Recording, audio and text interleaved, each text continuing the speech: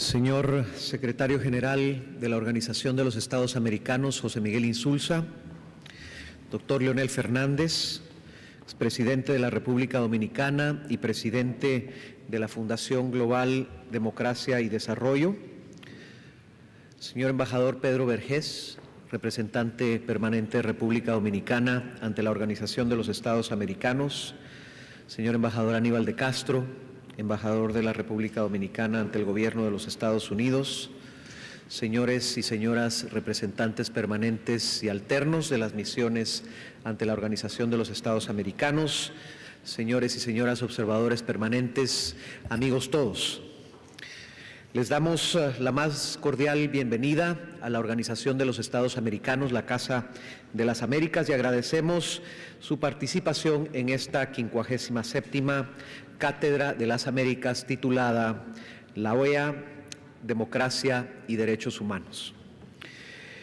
Para esta cátedra contamos con la distinguidísima participación del doctor Leonel Fernández, expresidente de la República Dominicana, y a quien nuevamente le damos la cordial bienvenida a esta su casa.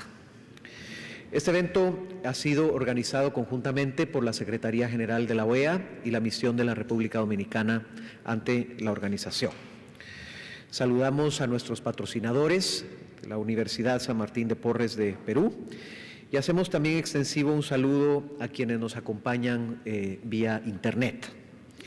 Les recordamos al público presente que tenemos interpretación inglés-español, español-inglés, y si necesitan aparatos de interpretación los tenemos en la parte posterior del salón. Quiero agradecer nuevamente de forma muy especial y destacar la presencia del presidente Leonel Fernández en esta Cátedra de las Américas, así como también por el tema que él ha escogido para su disertación, la OEA, Democracia y Derechos Humanos. Como es de amplio conocimiento, estos dos temas, democracia y derechos humanos, son ejes centrales del trabajo de nuestra organización. De hecho, son temas que más de alguno ha identificado como las joyas de la corona. Pero más allá de ello, son temas que los Estados miembros han reconocido en múltiples de nuestros instrumentos como interdependientes y que se refuerzan mutuamente.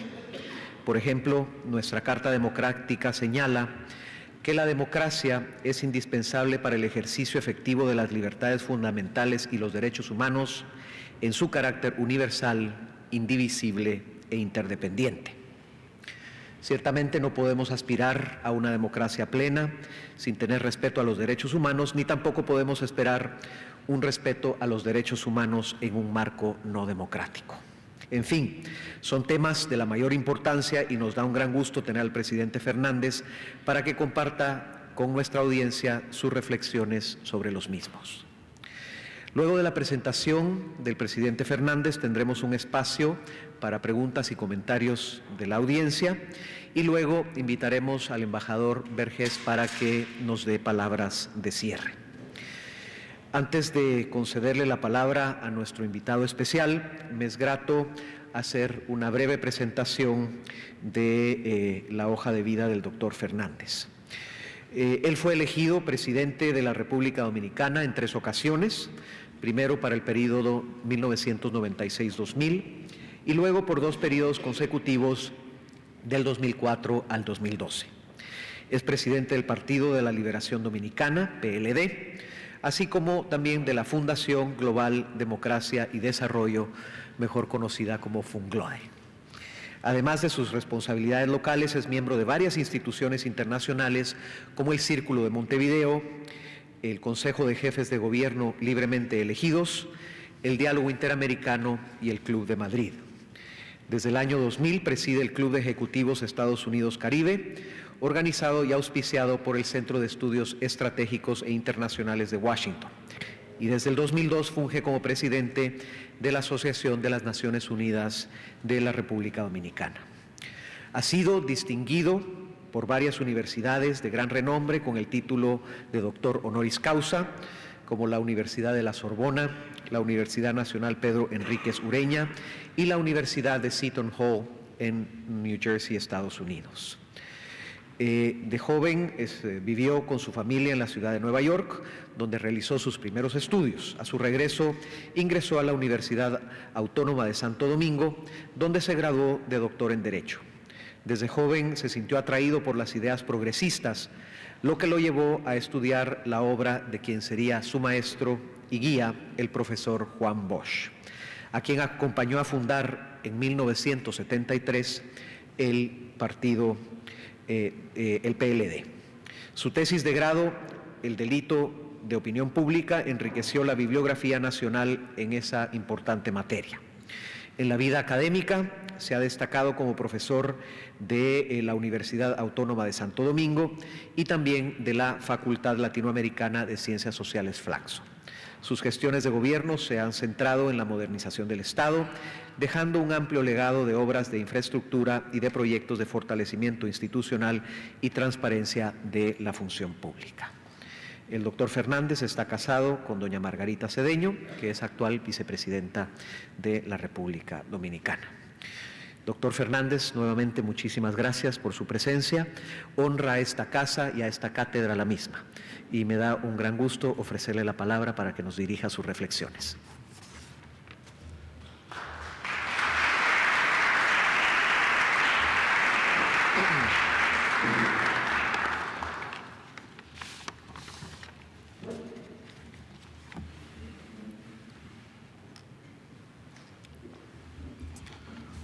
Su Excelencia, señor Secretario General de la Organización de los Estados Americanos, doctor José Miguel Insulza, distinguido amigo ya de muchos años. Honorable señor Secretario de Relaciones Externas de la Organización de Estados Americanos, licenciado Alfonso Quiñones. Honorable representante permanente de la República Dominicana ante la OEA, doctor Pedro Vergés. Honorable señor embajador de la República Dominicana ante el Gobierno de los Estados Unidos de América, licenciado Aníbal de Castro. Señores observadores, demás representantes del cuerpo diplomático y consular, distinguidas personalidades, señoras y señores. Debo confesar que cuando se me solicitó intervenir en este foro, en el marco de la cátedra de la Organización de Estados Americanos, tenía algunas dudas acerca de mi intervención. Albergué varias ideas, pero ninguna me parecía particularmente interesante o atractiva para esta concurrencia de alto nivel. Finalmente me aventuré a un acto de atrevimiento o de audacia, hablar sobre la OEA en la propia OEA. De entrada, solicito su indulgencia. Sé que no es tarea fácil, porque debido a las históricas disputas políticas e ideológicas de la región, hablar de la OEA siempre conllevará un ineludible componente emocional. En todo caso, agradezco muy gentilmente a quienes tuvieron la amabilidad y cortesía de invitarme a compartir con ustedes en el día de hoy algunas reflexiones acerca de los esplendores e infortunios de esta institución que dentro de menos de un lustro cumplirá 70 años de haberse fundado. La OEA es la primera organización internacional de carácter regional que existió en el mundo. Es el único foro que reúne a América Latina y el Caribe conjuntamente con Estados Unidos y Canadá. Como único organismo internacional que agrupa a todos los estados que componen el hemisferio occidental, tiene todas las condiciones para jugar un rol fundamental en la coordinación y apoyo al proceso de integración regional. A través de los años, ha sido un baluarte de la seguridad y defensa de la región, así como el principal actor institucional en la promoción de la democracia y protección de los derechos humanos. A partir del proceso de democratización que se extendió a escala mundial durante la década de los 70 y que en América Latina tuvo su punto de partido en la República Dominicana en el 1978, con la celebración de elecciones que permitieron una alternancia democrática del poder, la OEA ha venido jugando un rol trascendental en la defensa de la democracia en América Latina. Su cuerpo de observadores ha fungido como garante de la transparencia de los comicios electorales, en países que fueron dominados durante décadas por regímenes autoritarios y carecían, por consiguiente, de tradición y cultura democrática. Es necesario también recordar los aportes que esta institución ha logrado en la prevención y resolución de conflictos entre los Estados miembros, en el mantenimiento de la paz y la seguridad, en la creación de un foro permanente para el diálogo político, en la lucha contra el tráfico ilícito de drogas y el crimen organizado, en la protección de los derechos humanos, en la defensa colectiva de la democracia y en la promoción del Estado de Derecho. En fin, esta organización puede sentirse orgullosa de que a lo largo del tiempo ha desplegado ingentes esfuerzos en crear un clima de paz, de concordia y de convivencia civilizada entre los pueblos de la región. En tal virtud, deseo aprovechar esta solemne ocasión para testimoniar mi reconocimiento y congratulaciones especiales al secretario general de la OEA, doctor José Miguel Insulza, quien, a pesar de haber tenido que ejercer su mandato en un período cargado de turbulencias y nubarrones en el horizonte, debido a sus notables condiciones intelectuales, su recia personalidad y su sentido del equilibrio, ha sabido, con gran sabiduría, sortear las distintas dificultades y conducir a esta institución a salir airosa en los distintos conflictos y dificultades. Para él solicito un fuerte aplauso.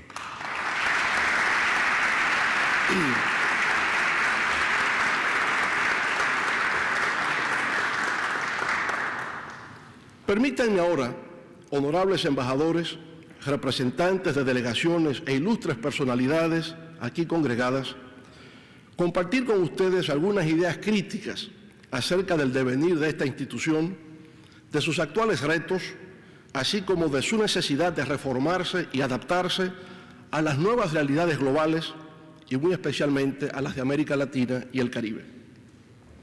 Es bien sabido que aún no se había plenamente extinguido el fuego de los cañones en las batallas de Junín y Ayacucho, que sellaron la independencia de varias de las naciones de América del Sur, cuando el libertador Simón Bolívar convocó a la realización del Congreso Anfictiónico de Panamá en el 1826. Esta era una idea que venía de lejos en los sueños del libertador, ya que en su famosa Carta de Jamaica de 1815 hacía referencia a la necesidad de promover la unidad, la cooperación y la integración de los pueblos de América Latina en el marco de una confederación de estados. Aunque ese sueño no logró materializarse plenamente, y aún en este siglo XXI continúa siendo una de nuestras máximas aspiraciones, lo cierto es que el Congreso de Panamá abrió una etapa para la celebración de varias conferencias regionales que se extendieron hasta buena parte de la primera mitad del siglo XIX. Pero aún antes de Bolívar, en los Estados Unidos, en el año 1823, en un discurso sobre el Estado de la Unión ante el Congreso norteamericano, el presidente James Monroe formuló su declaración que buscaba impedir la intervención de potencias europeas en la región, la cual terminó llevando su nombre, la doctrina de Monroe. Posteriormente, Estados Unidos elaboró su concepto sobre el destino manifiesto, basado en su expansión territorial interna, que lo condujo a su guerra con México entre 1846 y 1848, a la expropiación de buena parte de su territorio, así como a su creciente interés por sus vecinos al sur del Río Grande.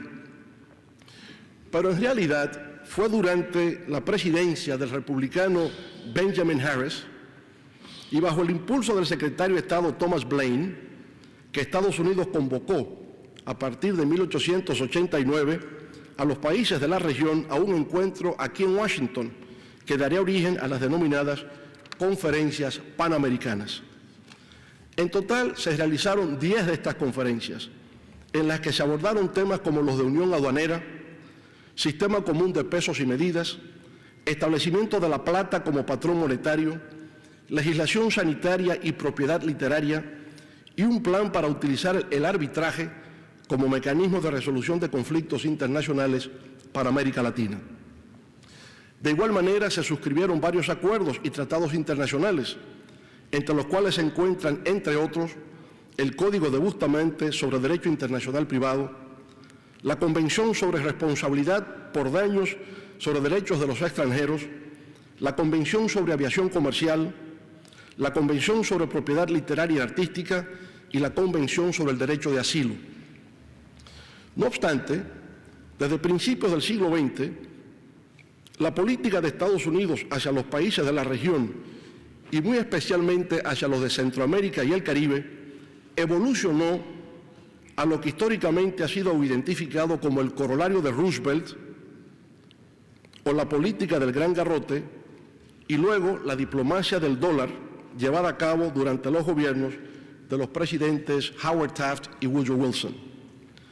La celebración de la Conferencia Panamericana entre 1889 y 1948, 10 en total he sostenido, dio origen al movimiento panamericanista que implicó una relación entre los Estados Unidos y los países de América Latina y el Caribe bajo convocatoria norteamericana.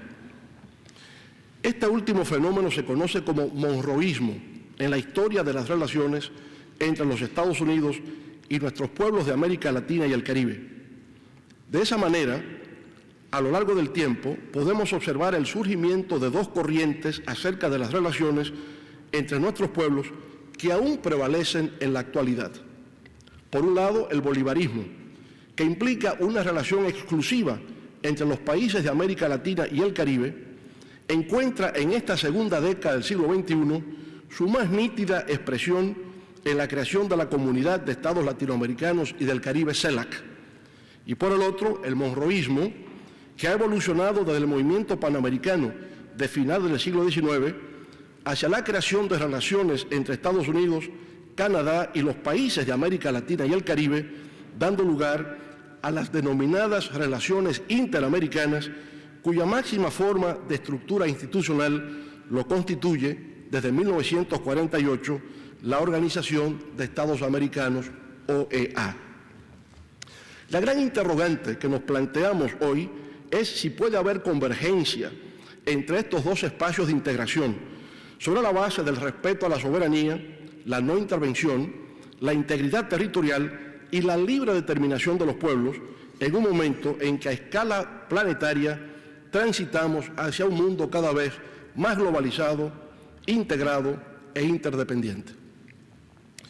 A principios del siglo XX surgen dos doctrinas que tratan de establecer un mecanismo de solución de diferencias entre los estados en materia de cobro de deudas, partiendo del principio de igualdad soberana entre los estados, las cuales fueron expuestas por dos grandes doctrinarios latinoamericanos del derecho internacional público y americano, los doctores Carlos Calvo y Luis Drago. Con estos planteamientos se buscaba la protección de una posible invasión a Venezuela por parte de sus acreedores, Gran Bretaña, Alemania e Italia. A partir de 1928 se produjo un cambio en la política exterior de Estados Unidos hacia América Latina, basada en la política de buena vecindad que desarrolló el presidente Franklin Delano Roosevelt. En base a esa política, se procuraba la seguridad hemisférica ante las potencias que empezaban a perfilarse como una amenaza a la paz durante el periodo de entreguerras, desde 1919 a 1939, y que eventualmente terminarían convirtiéndose en las fuerzas rivales durante la Segunda Guerra Mundial. La Segunda Guerra Mundial auspició una mayor integración en la región, debido a la necesidad de procurar mayor protección ante los enfrentamientos bélicos, lo cual requería fortalecer los mecanismos de defensa mutua y seguridad en la región. Tras algunas reuniones ministeriales llevadas a cabo en Panamá en 1939, Cuba en 1940 y Brasil en 1942, se dio inicio a los trabajos de redacción del Tratado Interamericano de Asistencia Recíproca TIAR, que implicó la incorporación al panamericanismo de los conceptos de seguridad y defensa colectiva. Es también dentro de ese marco que se prepara el terreno en la fase final de la guerra para la creación de la Organización de Estados Americanos, OEA. Durante la 9ª Conferencia Panamericana, celebrada en Bogotá en 1948, es cuando realmente empieza la historia de la OEA como institución. Para Alberto Lleras Camargo, su primer secretario general y quien luego sería presidente de Colombia, se trataba del acontecimiento más importante de la historia de las relaciones de los estados del hemisferio occidental. El proceso de toma de decisiones de la OEA se basaba, al igual que el de la Asamblea General de las Naciones Unidas, en la definición clásica de soberanía e igualdad de derechos de los estados. Contrario a organismos como el Consejo de Seguridad, en la OEA ningún Estado miembro tiene poder de veto y no existe una distribución proporcional del poder de votación. La OEA es la primera organización regional creada a los fines de cumplir con los principios contenidos en el capítulo 8º de la Carta de Naciones Unidas, que se refiere al rol de las organizaciones regionales en el mantenimiento de la paz y resolución de controversias.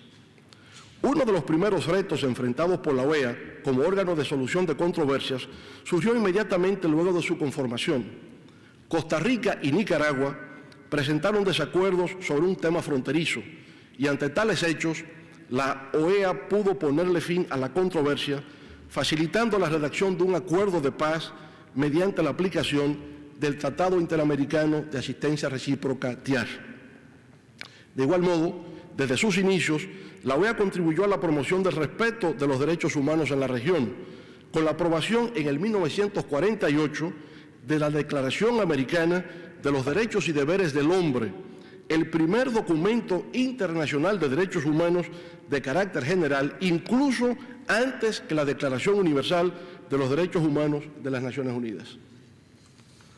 Ahora bien, la creación de la Organización de los Estados Americanos coincide prácticamente en el tiempo con el surgimiento de la Guerra Fría, conocida por medio de la doctrina Truman en el 1947, que diseñó una política de contención al comunismo a escala internacional.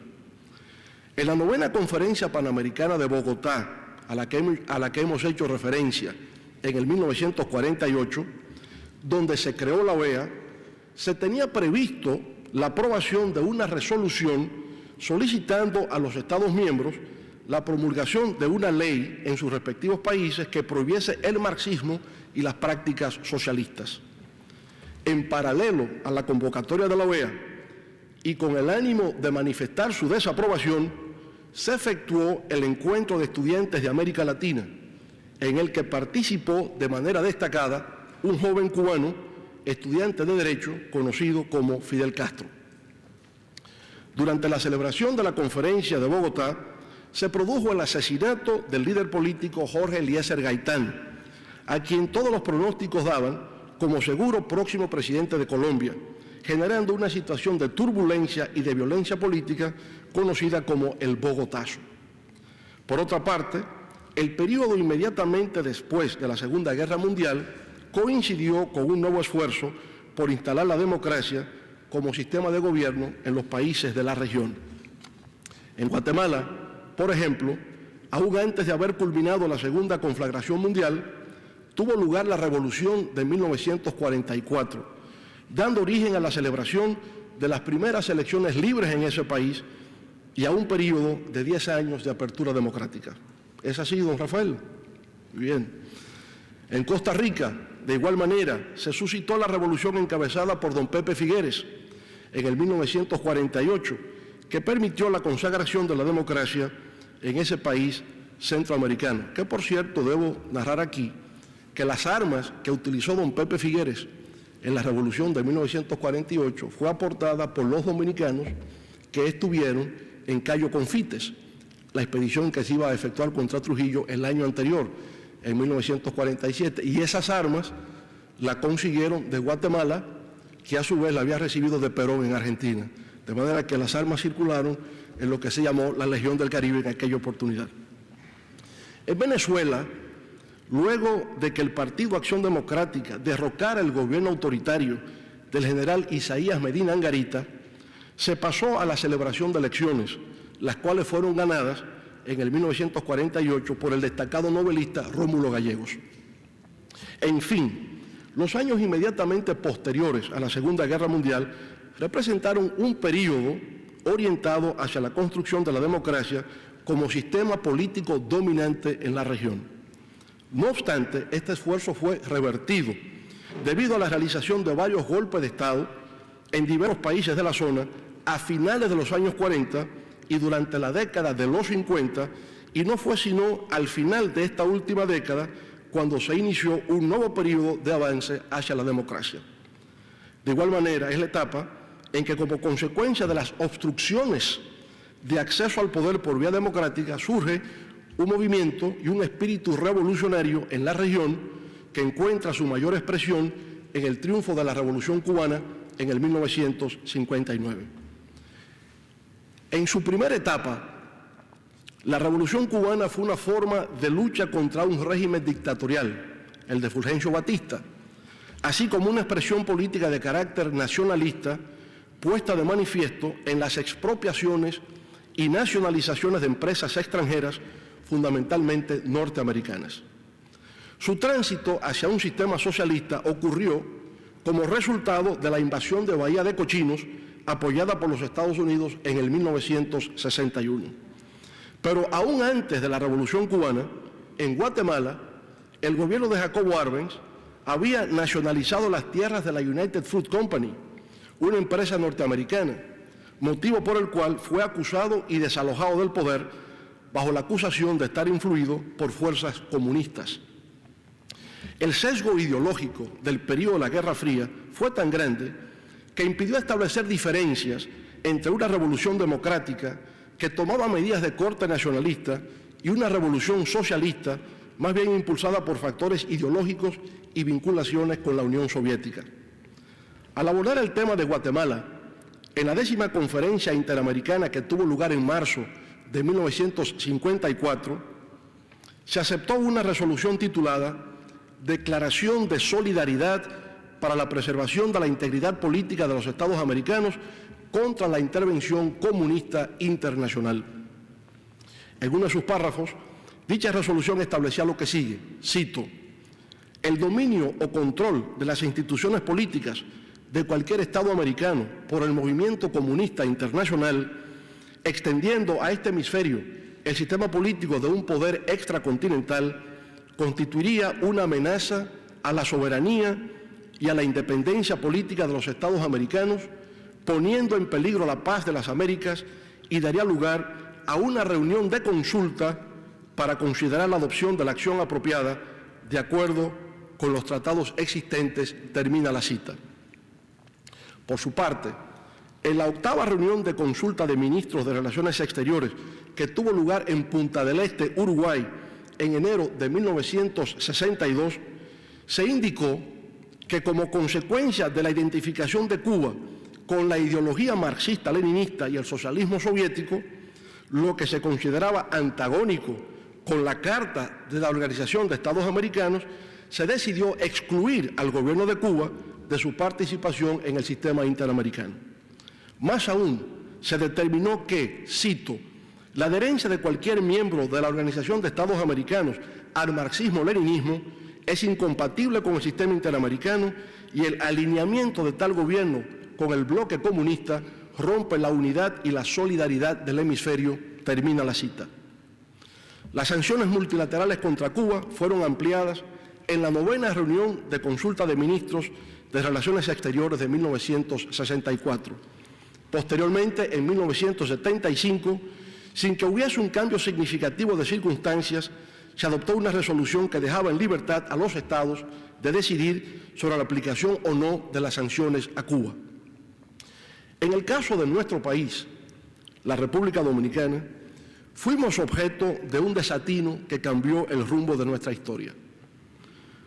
En efecto, luego del derrocamiento del primer gobierno electo democráticamente en el 1963, representado por el profesor Juan Bosch, se produjo 2 años más tarde, en el 1965, un alzamiento cívico-militar conocido en nuestro país como la Revolución de Abril de 1965, con la finalidad de producir el retorno del gobierno democrático de Juan Bosch al poder y restablecer el orden constitucional que había sido abruptamente interrumpido.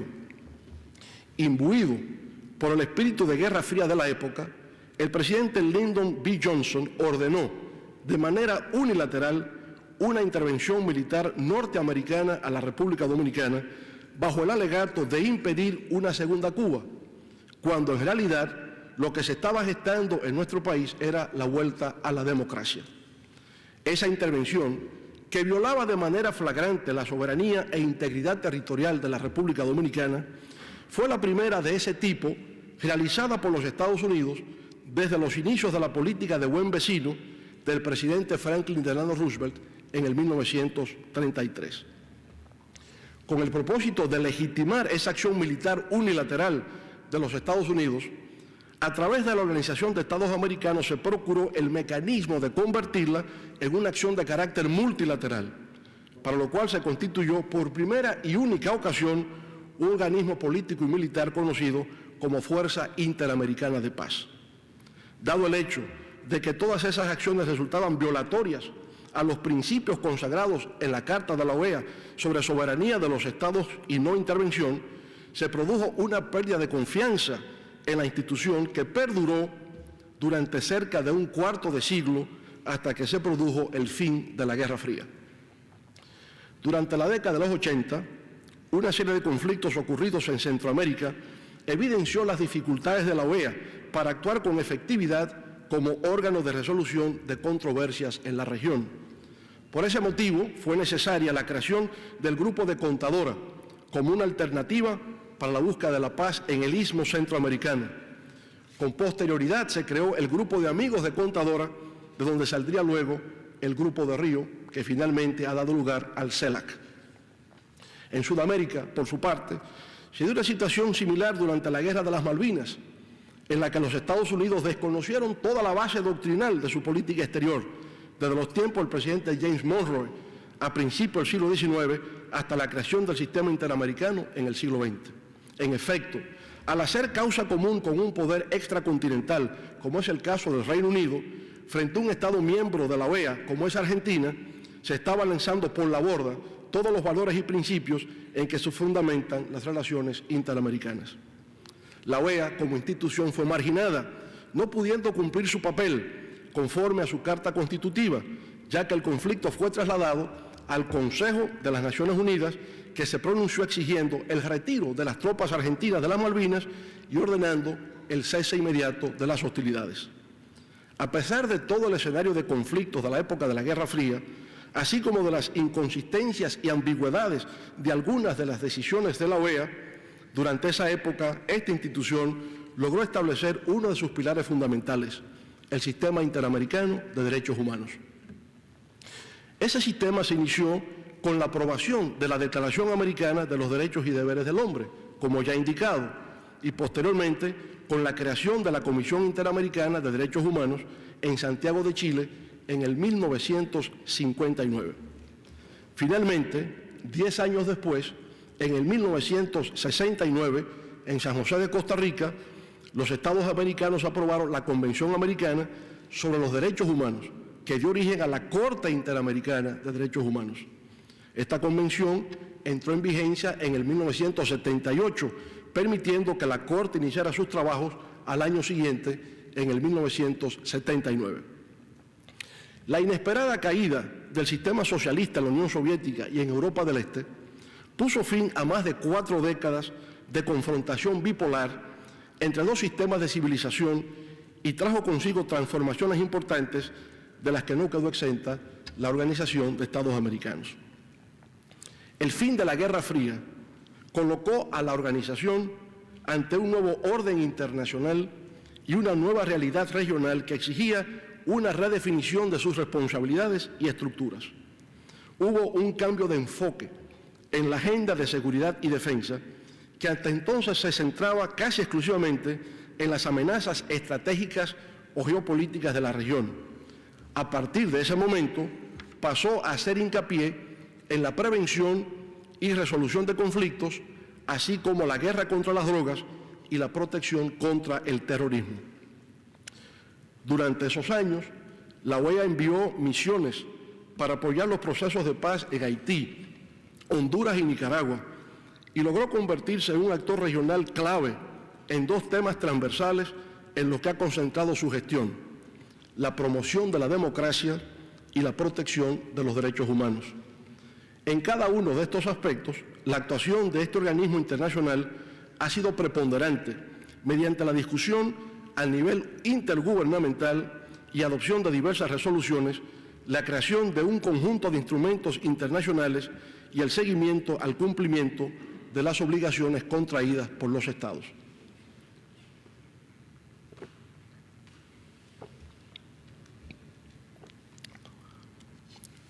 La OEA y la promoción de la democracia. Como parte de sus esfuerzos institucionales para promover la democracia, la OEA instrumentó un conjunto de iniciativas, dentro de las cuales figura el actual Departamento para la Promoción de la Democracia, que ha organizado docenas de misiones de observación electoral y prestado apoyo técnico para la realización de elecciones libres y justas, así como el fortalecimiento de las instituciones democráticas. Igualmente, en el 1991 se aprobó la Resolución 1080 sobre democracia representativa. Por primera vez en la historia de la región se estableció un mecanismo para la acción colectiva en caso del quiebre democrático de un Estado miembro y facultaba a los órganos ejecutivos de la OEA para adoptar, cito, cualquier decisión que se considere apropiada para responder ante una crisis. En ese mismo orden, fue aprobado el Protocolo de Washington en 1992, aunque solo fue ratificado 5 años después, en el 1997. Y ese Protocolo de Washington establece la suspensión de la membresía a la organización, así como sanciones correspondientes en caso de ruptura del orden institucional y democrático. Por supuesto, tanto la Resolución 1080 como el Protocolo de Washington estaba retomando la vieja doctrina Betancourt, que se había planteado desde los años 60. Rómulo Betancourt había sostenido que en caso de producirse un golpe de Estado, la fuerza golpista no fuese reconocida en su legitimidad, sino que se trataba de una fuerza de facto y debería producirse una suspensión de las relaciones diplomáticas. La OEA lo retoma a partir de los años 90 con la Resolución 1080 y el Protocolo de Washington. Ese mismo principio se enuncia de manera clara en la cláusula democrática de la Declaración de Quebec, donde se afirma que cualquier alteración o interrupción del orden democrático en un Estado miembro constituye un obstáculo insuperable a la participación del gobierno de ese Estado en el sistema interamericano. Finalmente, la ratificación de la Carta Democrática Interamericana en el 2001 amplía la gama de situaciones en las que una respuesta colectiva puede ser puesta en marcha, la cual se encontraba restringida a los golpes de Estado. La Carta contempla acuerdos y mecanismos regionales para reforzar el compromiso común en favor de la defensa de los valores democráticos y en contra de las amenazas, irregularidades o interrupciones que atentan contra la sostenibilidad de los sistemas democráticos, contemplando incluso una dimensión preventiva de las circunstancias que pudieran causar esas irregularidades. Se decidió por consenso que la democracia y el desarrollo socioeconómico equitativo y sostenible se deben consolidar y promover, tanto mediante la colaboración entre las partes como por los mecanismos legales convenidos. A pesar de la importancia de estas iniciativas para la promoción y fortalecimiento de la democracia en la región, muchos acontecimientos pusieron a prueba la eficiencia institucional de la OEA. En 1991, por ejemplo, la Resolución 1080 fue invocada en el caso de Haití, en 1992 en Perú, en 1993 en Guatemala, en el 96 y 97 en el Paraguay y en el año 2000 en Ecuador. En el caso del golpe militar en Haití contra el presidente Jean-Bertrand Aristide, la reacción de la OEA y la comunidad internacional fue rápida y contundente. Se adoptó una resolución que pedía la suspensión de las relaciones comerciales y diplomáticas con Haití. Sin embargo, el gobierno militar ilegítimo en Haití solo accedió a entregar el poder ante la amenaza de la invasión por parte de los Estados Unidos en 1994, lo cual fue indicio de debilidad de los mecanismos de la OEA durante la crisis. Ahora, aquí es interesante observar La diferencia que se da en la política exterior en la región cuando se está en el marco de la Guerra Fría y en una etapa posterior a la Guerra Fría. Juan Bosch, electo democráticamente, fue derrocado a los 7 meses. Y se produjo una intervención militar norteamericana para impedir su retorno al poder, bajo el alegato de que se trataría de una segunda Cuba. En Haití, Jean Bertrand Aristide, primer presidente democráticamente electo después de la caída de la dictadura de los Duvalier, exactamente igual que Juan Bosch, solo dura 7 meses en el poder, es derrocado, pero hay una intervención militar norteamericana para reponerlo en el poder. Dos conductas radicalmente diferentes que solamente se pueden explicar en función del periodo de la Guerra Fría. En el caso del Perú, en 1992, la resolución 1080 fue invocada una vez más luego de que el presidente Alberto Fujimori disolviera el Congreso, suspendiera la Constitución de 1979 y desestimara parte del Poder Judicial. Ante esos acontecimientos, la OEA reaccionó rápidamente condenando el autogolpe. Aunque esta acción por sí sola no detuvo totalmente los actos del presidente peruano, se consideró como un elemento crucial para aliviar las tensiones y restaurar la democracia tras su renuncia en el año 2000.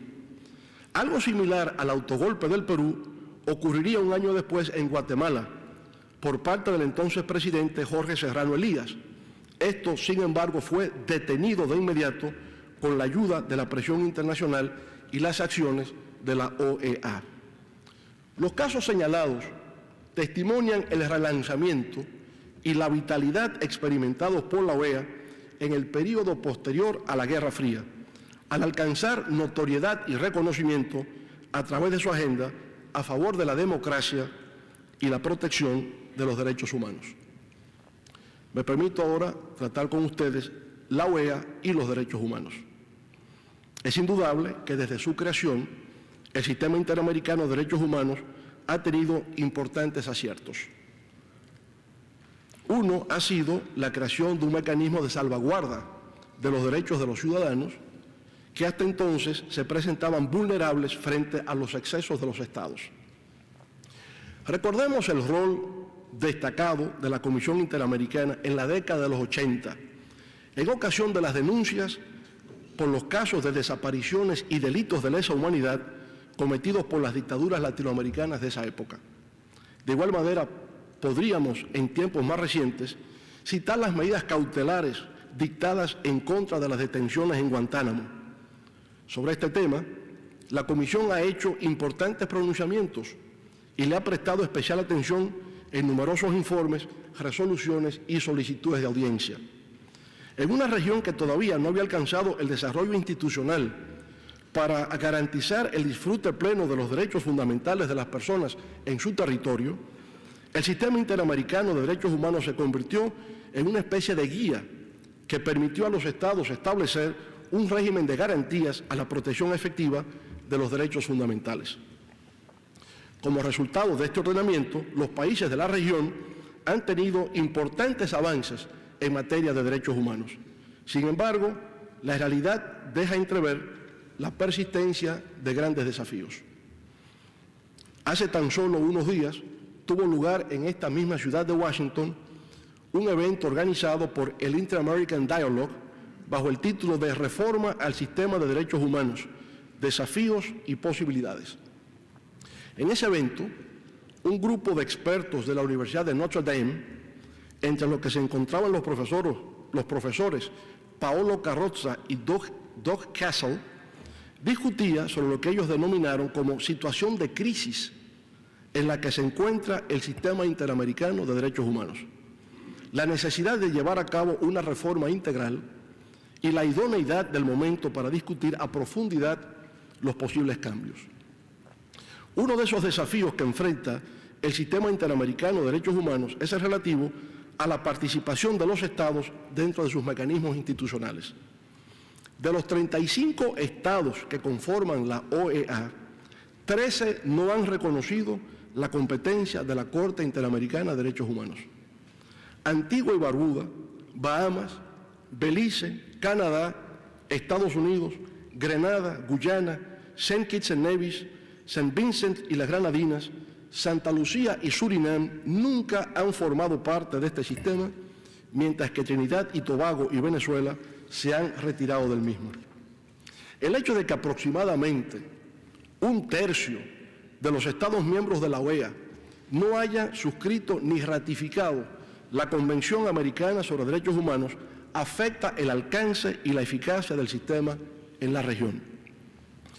En cuanto a la ejecución de las decisiones de los órganos del sistema, cuando la Corte Interamericana de Derechos Humanos ordena modificaciones del derecho interno, la tasa de cumplimiento alcanza únicamente el 20% de los casos. El 80% no le presta ninguna atención a las decisiones de la Corte Interamericana. En el 2008, cuando la Corte estableció condena en 100 de 105 casos conocidos contra Estados, solamente 6 de esas decisiones, 6 de 100, fueron cumplidas. Según el informe anual del 2013 de la Corte Interamericana, en ese año, es decir, el año pasado, el número de casos sometidos por la Comisión Interamericana fue menor que en los 4 años anteriores. Durante las últimas décadas, Brasil, Ecuador, Nicaragua, Perú, Trinidad y Tobago y Venezuela han suspendido el pago de las cuotas a la organización, han retirado sus embajadores temporalmente y han amenazado con retirarse, o de hecho se han retirado del sistema interamericano. Todo esto refleja una situación dramática y preocupante. Significa una erosión de la autoridad de la Corte, un desconocimiento de hecho a sus facultades para actuar como órgano jurisdiccional y una percepción de declive e irrelevancia. Y me permito ahora tratar el caso de la República Dominicana. Nuestro país, República Dominicana, se ha visto colocado durante las últimas semanas en el epicentro de un debate acerca de los derechos humanos, motivado por una reciente sentencia de la Corte Interamericana de Derechos Humanos. En su fallo, la Corte Interamericana dispuso que el Estado dominicano debía adoptar, cito, las medidas necesarias para dejar sin efecto toda norma de cualquier naturaleza, sea esta constitucional, legal, reglamentaria o administrativa, así como toda práctica o decisión o interpretación que establezca o tenga por efecto que la estancia irregular de los padres extranjeros motiva la negación de la nacionalidad dominicana a las personas nacidas en el territorio de la República Dominicana, termina la cita. En otras palabras, la Corte Interamericana de Derechos Humanos ordena a la República Dominicana reformar su Constitución y sus leyes a los fines de otorgar la nacionalidad dominicana a las personas nacidas en nuestro territorio sin importar el estatus migratorio de sus padres. Eso que ordena la Corte Interamericana sería posible aquí, en los Estados Unidos, donde todo el que nace en este territorio es automáticamente y de pleno derecho norteamericano. Lo mismo ocurriría en Canadá o en varios de los estados de América Latina y el Caribe que admiten el sistema del jus solis incondicional. Sin embargo, no ocurriría lo mismo en la República Dominicana, donde no existe el jus solis automático y por consiguiente no se adquiere la nacionalidad dominicana por el simple hecho de haber nacido en nuestro territorio. Por supuesto, en este sistema de reconocimiento de la nacionalidad, la República Dominicana no se encuentra sola. De acuerdo a un informe del año 2010 del prestigioso Centro de Estudios de Migración de los Estados Unidos, de los 194 Estados miembros de las Naciones Unidas, solo 30 admiten el sistema del jus solis sin ninguna condición, lo que quiere decir que 164 países, entre los que se encuentran la República Dominicana, Haití y Costa Rica, han optado por no reconocer automáticamente la nacionalidad de las personas que nacen en sus respectivos territorios. A nivel mundial, la tendencia de los países ha sido la de restringir el otorgamiento de la nacionalidad de forma automática. Esto se debe principalmente al volumen de la inmigración que ha hecho insostenible para algunos estados continuar con el jus solis incondicional. Por lo tanto, podemos ver que existe una multiplicidad de sistemas legales y legítimos en el derecho internacional y no un modelo único de validez universal que otorgue la nacionalidad a una persona por la vía del jus solis, esto es, por el solo hecho de haber nacido en un territorio determinado. La negación del derecho que tiene República Dominicana de no adoptar este sistema constituye una clara vulneración de la soberanía de nuestro país. Por todo lo antes indicado, el Estado dominicano está impedido de acoger y acatar esta decisión de la Corte Interamericana en razón de que, primero, nuestra Constitución ya establece un sistema de otorgamiento de la nacionalidad. Segundo, la Convención de La Haya reconoce la facultad de los Estados soberanos de legislar internamente el tema de nacionalidad. Tercero, por la propia jurisprudencia de la Corte Interamericana.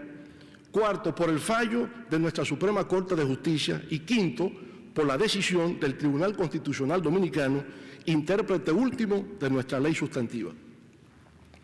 En lo que se refiere al texto constitucional de la República Dominicana, en su artículo 8 se dice lo siguiente, cito: son dominicanos y dominicanas, 1, los hijos e hijas de madre o padres dominicanos, el derecho de sangre. 2, quienes gocen de la nacionalidad dominicana antes de la entrada en vigencia de esta Constitución. 3, las personas nacidas en territorio nacional, ese es el derecho. Todo el que nace en principio en territorio dominicano es dominicano, con excepción de los hijos e hijas de extranjeros, miembros de delegaciones diplomáticas y consulares, y de extranjeros que se hallen en tránsito o residan ilegalmente en territorio dominicano. Se considera persona en tránsito a todo extranjero definido como tal en las leyes dominicanas. Bueno, en lo que atañe al Convenio de La Haya de 1930, este consagra en su artículo primero el derecho soberano de los estados a determinar quiénes son sus nacionales, cuando dice lo siguiente, cito: cada estado determinará en su ley interna quiénes son sus nacionales. Esta ley deberá ser reconocida por otros estados mientras sea consistente con las convenciones internacionales. Por otra parte, la jurisprudencia de la Corte Interamericana de Derechos Humanos en los casos de las niñas Jean y Bosico e incluso en la reciente sentencia del 28 de agosto del 2014 reconoce lo siguiente, cito directamente el razonamiento de la Corte Interamericana de Derechos Humanos. La determinación de quiénes son nacionales sigue siendo competencia interna de los estados. Sin embargo, su discrecionalidad en esta materia sufre un constante proceso de restricción conforme a la evolución del derecho internacional, con vistas a una mayor protección de las personas frente a la arbitrariedad de los estados. Así que en la actual etapa de desarrollo del derecho internacional de los derechos humanos, dicha facultad de los estados está limitada, por un lado, por su deber de brindar a los individuos una protección igualitaria y efectiva de la ley y sin discriminación, y por otro lado, por su deber de prevenir, evitar y reducir la apatridia. Y en la sentencia reciente de agosto de este año, reiteró la Corte. La Corte considera que la determinación de quiénes son nacionales sigue siendo competencia interna de los estados. Sin perjuicio de ello, resulta necesario que dicha atribución estatal se ejerza en concordancia con los parámetros emanados de normas obligatorias del derecho internacional a las que los propios estados, en ejercicio de su soberanía, se hayan sometido. Así, de acuerdo al desarrollo actual del derecho internacional de los derechos humanos, es necesario que los estados, al regular el otorgamiento de la nacionalidad, tengan en cuenta a. Su deber de prevenir, evitar y reducir la apatridia, y b. su deber de brindar a los individuos una protección igualitaria y efectiva de la ley y sin discriminación, termina la cita. También la jurisprudencia consagrada por la Suprema Corte de Justicia de la República Dominicana, actuando en condición de Corte Constitucional, en el año 2005 sostuvo lo siguiente, cito, dice nuestra Suprema Corte de Justicia: considerando que la Constitución de la República, en su artículo 11, consagra el principio de que la nacionalidad dominicana originaria puede resultar de dos causas: del hecho de haber nacido en el país o por haber nacido de padre o madre dominicanos, en ambos casos con las excepciones indicadas.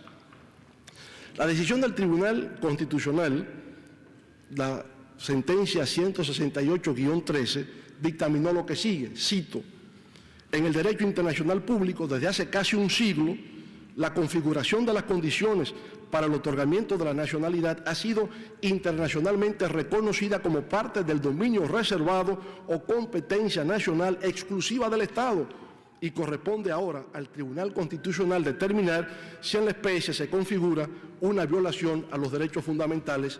Termina la cita. A pesar de los avances que registra el derecho internacional, que reconoce el papel de los individuos como sujetos no estatales de las normas internacionales, la soberanía de los Estados sigue vigente. Los Estados siguen siendo los creadores de las normas internacionales y algunos derechos se siguen considerando un ejercicio de soberanía estatal, entre ellos el determinar quiénes son sus nacionales. Si bien es cierto que existe un principio que dice que los Estados no pueden alegar sus normas internas para el incumplimiento de una obligación internacional, no es el caso que se presenta en la República Dominicana. Las obligaciones internacionales que ha contraído la República Dominicana en materia de nacionalidad no consiste en la adopción de un sistema determinado, sino, tal como describió la Corte Interamericana, en evitar la apatridia y la discriminación en el otorgamiento de la misma. Se comprende como una preocupación legítima que una persona pueda quedar en condición de apátrida. En tal virtud, el artículo 20.2 de la Convención Americana de Derechos Humanos consigna que, cito, toda persona tiene derecho a la nacionalidad del Estado en cuyo territorio nació, si no tiene derecho a otra. Repito, dice la Convención Americana, toda persona tiene derecho a la nacionalidad del Estado en cuyo territorio nació, si no tiene derecho a otra. En cumplimiento de lo dispuesto por esa normativa sobre derechos humanos, la República Dominicana, en el artículo 28 de la Ley de Migración, número 285-04, prevé la inscripción en un libro de extranjería de todo niño o niña nacida en nuestro territorio de padres no residentes, así como de su declaración ante el consulado del país de nacionalidad de la madre. Este artículo establece que, cito directamente, las extranjeras no residentes que durante su estancia en el país den a luz a un niño o niña deben conducirse al consulado de la nacionalidad a los fines de registrar allí a su hijo o hija. En los casos en que el padre de la criatura sea dominicano, podrá registrar la misma ante la correspondiente oficialía del Estado Civil dominicana, conforme disponen las leyes de la materia. Todo centro de salud que al momento de ofrecer su asistencia de parto a una mujer extranjera que no cuente con la documentación que la acredite como residente legal, expedirá una constancia de nacimiento de color rosado diferente a la constancia de nacimiento oficial con todas las referencias personales de la madre. Termina la cita.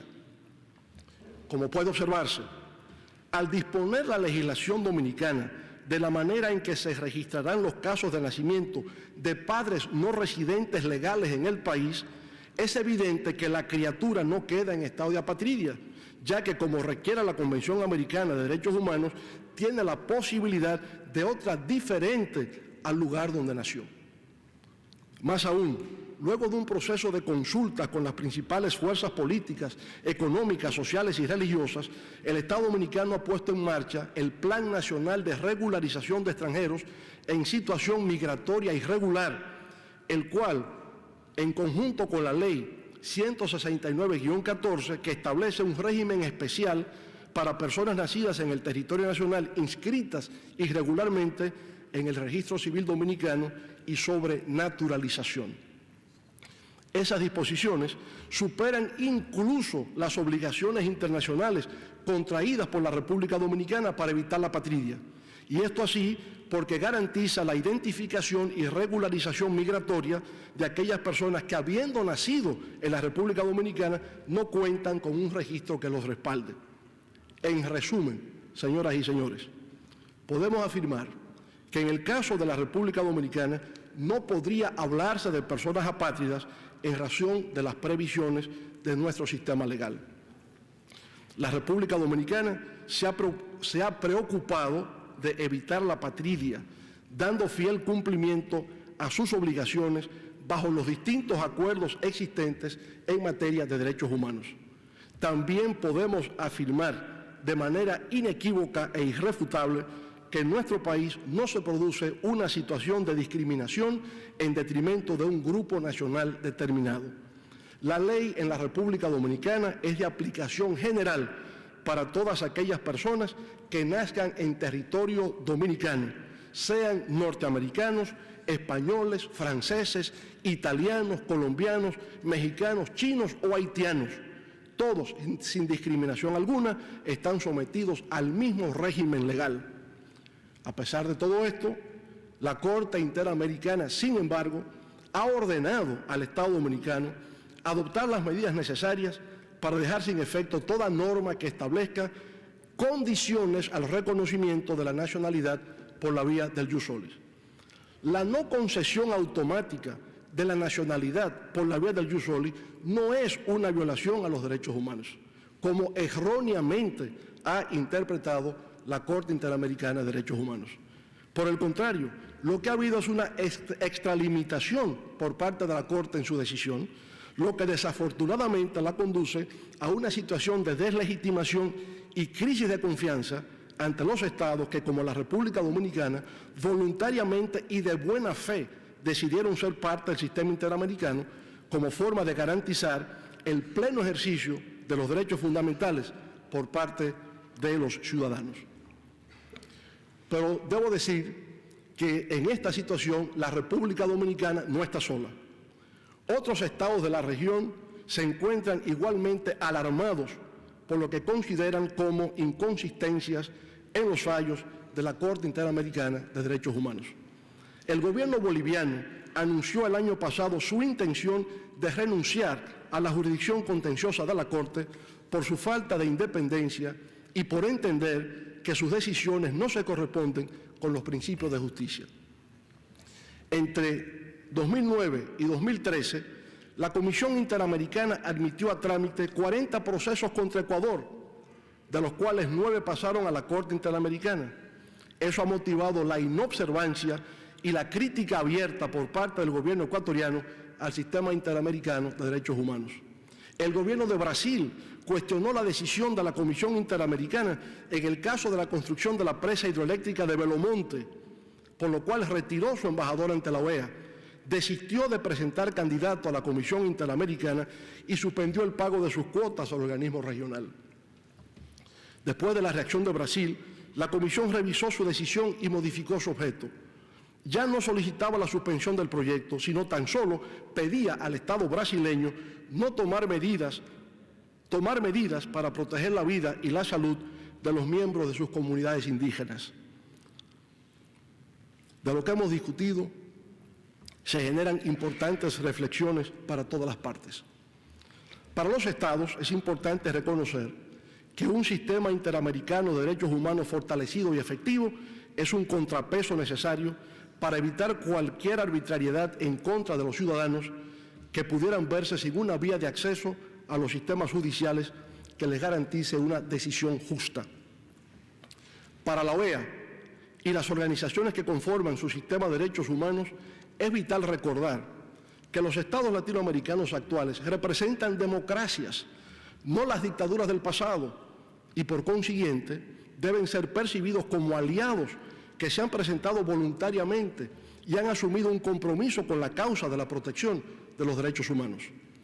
La imposición de términos por parte de la Comisión y de la Corte Interamericana de Derechos Humanos que vayan más allá del mandato dado por los mismos estados solo ocasionará la falta de legitimidad, credibilidad y confianza en sus instituciones, el incumplimiento de sus fallos y eventualmente la renuncia por parte de los gobiernos a someterse a sus respectivas competencias. Así como al término de la Guerra Fría, la OEA pudo renovarse y avanzar en el cumplimiento de una agenda que se concentró fundamentalmente en la promoción de la democracia y la protección de los derechos humanos, en la actualidad, en esta segunda década del siglo XXI, esta organización se ve compelida, una vez más, a repensar sus objetivos, a rediseñar sus instituciones y a relanzarse por nuevas áreas que garanticen a los pueblos de la región paz, seguridad, prosperidad y bienestar. Estamos convencidos que con la experiencia acumulada, el talento disponible y la voluntad política necesaria, la Organización de Estados Americanos logrará sobreponerse a todas las vicisitudes, salir triunfante en todas las dificultades, escribir nuevos capítulos de gloria que hagan realidad el sueño del libertador Simón Bolívar de tener una región unida, trabajando en común para lograr un porvenir lleno de esperanzas y dignidad para nuestros pueblos. Muchas gracias.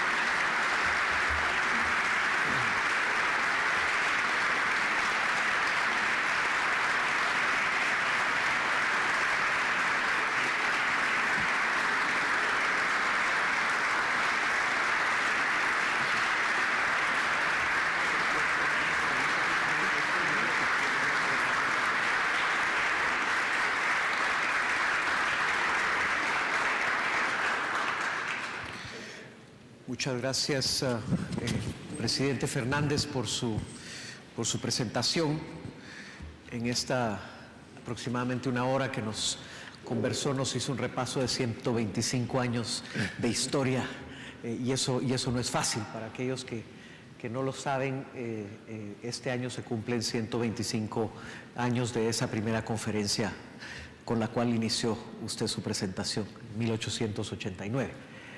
Abrimos ahora un espacio para preguntas y comentarios de la audiencia. Tenemos un micrófono inalámbrico. Les pediría por favor que fueran breves, fueran al punto y que se identificaran para que el presidente Fernández pudiera saber de dónde recibe la pregunta. ¿Podemos iniciar ahí atrás, por favor, con el señor que tiene la mano levantada? Sí, buenos días, muchas gracias. Mi nombre es Björn Arp del Global Law Institute aquí en Washington. Usted ha hablado sobre las amenazas a la democracia a lo largo de la historia de la OEA y creo que en la actualidad quizás podríamos afirmar que hay otra nueva amenaza a la democracia en nuestro hemisferio, que se refiere a la interferencia o presión que puede ejercer el gobierno sobre el poder judicial, que en última instancia, en un Estado de Derecho, debería ser la última instancia en revisar los actos del Estado. Bajo su gobierno se creó en la República Dominicana el Tribunal Constitucional. Me parece que era en torno al año 2010. Usted lo impulsó y creo que fue un gran impulsor, efectivamente, y defensor de esta institución. A lo largo de los últimos años, incluyendo la sentencia 163 del año pasado sobre los dominicanos de origen haitiano, pero también otras sentencias, como la reciente sentencia de hace una semana en la que se declara que República Dominicana nunca aceptó realmente la jurisdicción de la Corte, que usted mismo, por cierto, aceptó en el año 99, y también en otras sentencias en las que se hacen revisiones de conductas, de actos cometidos por el gobierno dominicano, se ve que hay un parámetro de falta de independencia de este tribunal, en el cual el tribunal realmente no resuelve en base al derecho, sino que trata de dejarse guiar más bien por criterios políticos. Solo para decir que los votos particulares extraordinarios, muy bien elaborados, en la última sentencia de la semana pasada, el Tribunal Constitucional ni siquiera los quiso publicar, los quiso mantener ocultos con la finalidad de que no fueran llegados a ser conocidos. Entonces, me gustaría saber cuál es su posición frente a esto y cómo interpreta usted esa deriva del Tribunal Constitucional. Muchas gracias. Bueno, yo pienso que el Tribunal Constitucional es el único responsable de sus decisiones. Si son acertadas o desatinadas, esa es su responsabilidad profesional y jurisdiccional. Pero de eso no puede derivarse que hay una interferencia política con respecto al Tribunal Constitucional.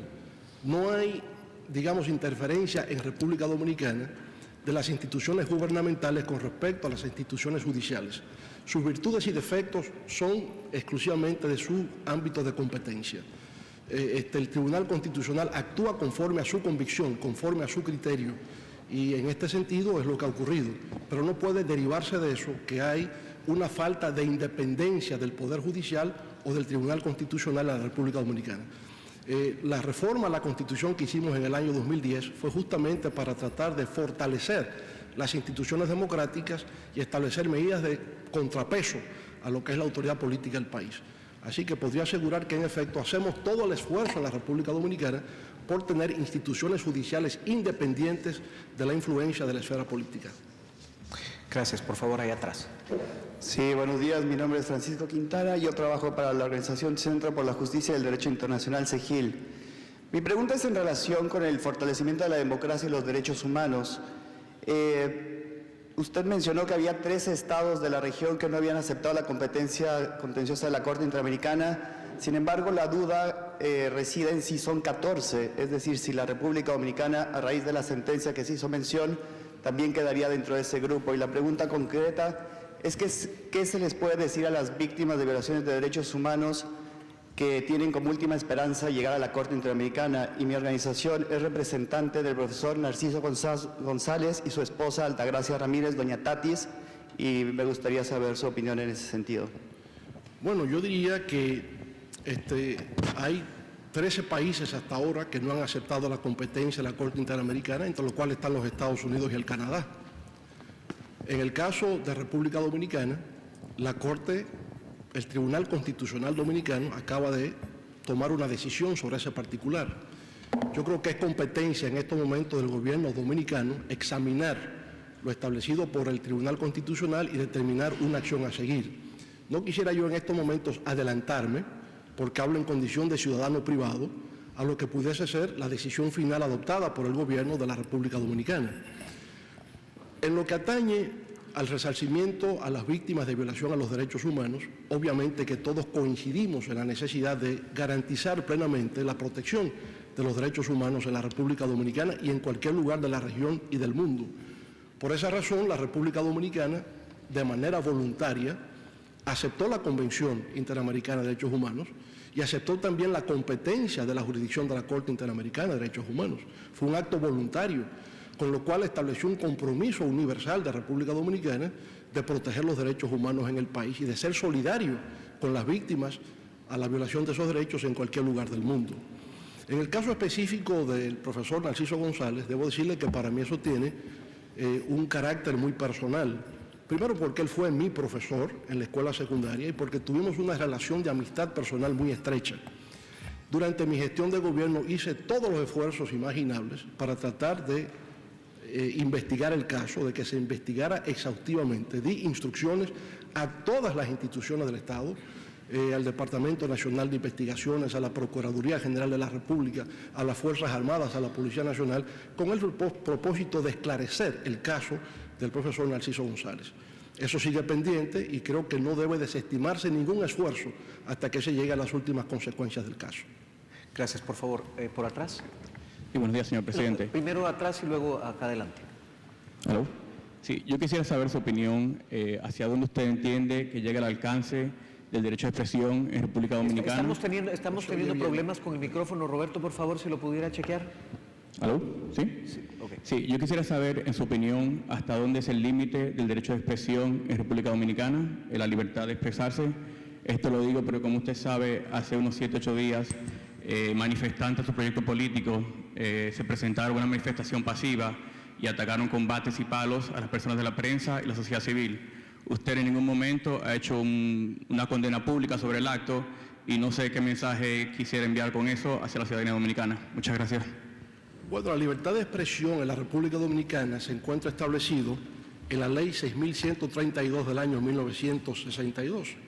y se establece que en la República Dominicana existe libertad de expresión y difusión de las ideas siempre y cuando no ataque el honor y la consideración de las personas. De manera que ese es el límite de la libertad de expresión en nuestro país.